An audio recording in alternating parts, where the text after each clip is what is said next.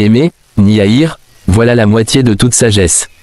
Ne rien dire et ne rien croire, voilà l'autre. L'homme qui a suffisamment de richesse intérieure préfère rester hors de la société, pour n'avoir rien à donner et rien à supporter. Ne combattez l'opinion de personne, songez que, si l'on voulait dissuader les gens de toutes les absurdités auxquelles ils croient, on n'en aurait pas fini, quand on atteindrait l'âge de Mathusalem. Les amis se prétendent sincères, or ce sont les ennemis qui le sont. L'histoire d'une vie est toujours l'histoire d'une souffrance. La compassion à l'égard des animaux est si étroitement liée à la bonté du caractère qu'on peut assurément affirmer que lorsqu'un homme se montre cru envers les animaux, il ne saurait être un homme bon. Un mendiant bien portant est plus heureux qu'un roi malade. L'argent est la représentation abstraite du bonheur humain, c'est pourquoi celui qui n'est plus capable d'en jouir concrètement lui reste entièrement attaché. Le seul bonheur est de ne pas naître. La solitude offre à l'homme intellectuellement haut placé un double avantage, le premier, d'être avec soi-même, et le second de n'être pas avec les autres. Toute vérité passe par 3 étapes, d'abord elle est ridiculisée, ensuite elle est violemment combattue et enfin elle est acceptée comme une évidence. Si les autres parties du monde ont des singes, l'Europe a des Français. Cela se compense. La passion amoureuse n'a en vue que la procréation d'un individu de nature déterminée. Le sommeil est un emprunt fait à la mort pour l'entretien de la vie. Je ne pourrais vivre sans chien. La vie oscille comme un pendule, de droite à gauche, de la souffrance à l'ennui. La richesse est pareille à l'eau de mer, plus on en boit, plus on a soif. Les 9/10 de notre bonheur reposent sur la santé. Avec elle, tout devient source de plaisir. Pour ne pas devenir très malheureux, le moyen le plus certain est de ne pas demander à être très heureux. La satisfaction que le monde peut donner à nos désirs ressemble à l'aumône donnée aujourd'hui aux mendiants et qui le fait vivre assez pour être affamé demain. Il ne faut pas empiéter sur l'avenir en demandant avant le temps ce qui ne peut venir qu'avec le temps. Les femmes se partagent en femmes trompées et en femmes trompeuses. Le fou court après les plaisirs de la vie et trouve la déception, le sage évite les maux. Le médecin voit l'homme dans toute sa faiblesse, le juriste le voit dans toute sa méchanceté, le théologien dans toute sa bêtise. Le besoin sexuel est le plus violent de nos appétits, le désir de tous nos désirs. Le destin mêle les cartes et nous jouons. Les amis se disent sincères, ce sont les ennemis qui le sont, aussi devrait-on, pour apprendre à se connaître soi-même, prendre leur blâme comme on prendrait une médecine amère. La vérité n'est pas une fille qui saute au cou de qui ne la désire pas.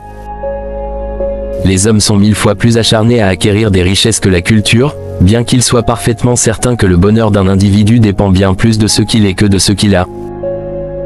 On ne peut être vraiment soi qu'aussi longtemps qu'on est seul, qui n'aime donc pas la solitude n'aime pas la liberté, car on est libre qu'étant seul. Les femmes sont comme des miroirs, elles réfléchissent mais ne pensent pas.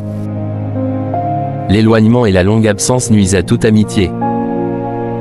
L'homme qui reste calme dans les revers, prouve qu'il sait combien les maux possibles dans la vie sont immenses et multiples, et qu'il ne considère le malheur qui survient en ce moment que comme une petite partie de ce qui pourrait arriver. Toute vérité passe par 3 phases, d'abord elle est ridiculisée, puis elle est combattue, et enfin elle est considérée comme évidente. Il a fallu que l'intelligence de l'homme fût obscurcie par l'amour pour qu'il ait appelé beau ce sexe de petite taille, aux épaules étroites, aux larges hanches et aux jambes courtes. Entre les désirs et leur réalisation s'écoule toute la vie humaine. On est libre qu'en étant seul. Dans nos pays monogames, se marier c'est diviser ses droits de moitié et doubler ses devoirs. La politesse est sage, la grossièreté par conséquent stupide, se faire sans nécessité et avec intention, des ennemis en commettant des impolitesses, c'est de la frénésie, tout comme de mettre le feu à sa maison. Si la philosophie est restée si longtemps et fort vain, c'est qu'on l'a cherchée sur le chemin des sciences au lieu de la chercher sur celui de l'art. On porte ses défauts comme on porte son corps, sans le sentir. L'égoïsme régit le monde. Le néant après la mort. N'est-ce pas l'état auquel nous étions habitués avant la vie? La beauté est une lettre de recommandation qui conquiert tous les cœurs du premier coup. Personne n'a vécu dans le passé, personne ne vivra dans le futur, le présent est le mode de toute vie.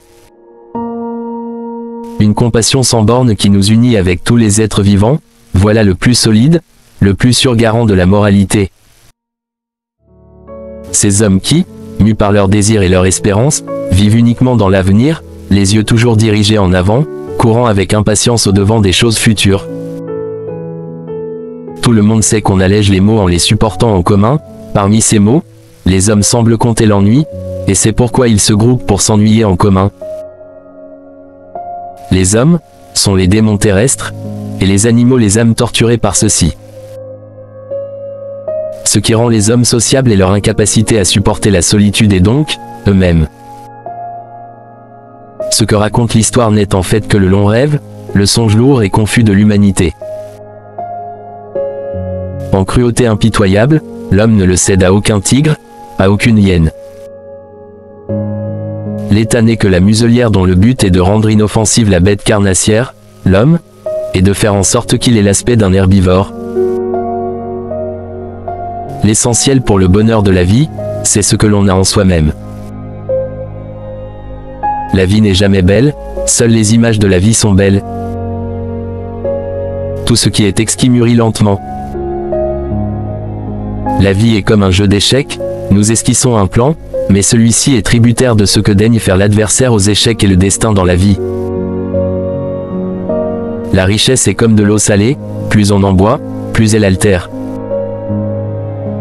Vouloir vivre, c'est aussi être sûr de vivre, et tant que la volonté de vivre nous anime, nous n'avons pas à nous inquiéter pour notre existence, même à l'heure de la mort. Se marier, c'est faire tout son possible pour se faire prendre en horreur par quelqu'un. Quoique l'orgueil soit généralement blâmé et décrié, je suis néanmoins tenté de croire que cela vient principalement de ceux qui n'ont rien dont ils puissent s'enorgueillir. Si un Dieu a fait le monde, je n'aimerais pas être ce Dieu, car la misère du monde me déchirerait le cœur. Ce qui fait le prix de la science, de la connaissance abstraite, c'est qu'elle est communicable. Plus un homme est bête et moins l'existence lui semble mystérieuse. Tout enfant est en quelque façon un génie, et tout génie un enfant. Le monde dans lequel chacun vit dépend de la façon de le concevoir. Ce n'est plus souvent que la perte des choses qui en enseigne la valeur. La femme est un animal à cheveux longs et à idées courtes. Ma philosophie ne m'a rien rapporté, mais elle m'a beaucoup épargné. L'être humain est, au fond, un animal sauvage et effroyable. Nous le connaissons seulement dompté et apprivoisé par ce que nous appelons la civilisation. L'activité est indispensable au bonheur, il faut que l'homme agisse, fasse quelque chose si cela lui est possible ou apprenne au moins quelque chose, qui critique les autres travaille à son propre amendement. Une compassion sans borne qui nous unit avec tous les êtres vivants, voilà le plus solide, le plus sûr garant de la moralité. La source la plus directe du bonheur est une humeur enjouée. Cette qualité trouve tout de suite sa récompense en elle-même. Très peu de gens savent réfléchir, mais tous veulent avoir des opinions. Quand on veut vivre parmi les hommes, il faut laisser chacun exister et l'accepter avec l'individualité, quelle qu'elle soit, qui lui a été départie. La volonté est l'idée. N'avoir jamais et d'aucune façon besoin des autres et le leur faire voir, voilà absolument la seule manière de maintenir sa supériorité dans les relations. Le moyen de plaire en société est de laisser chacun parler de soi.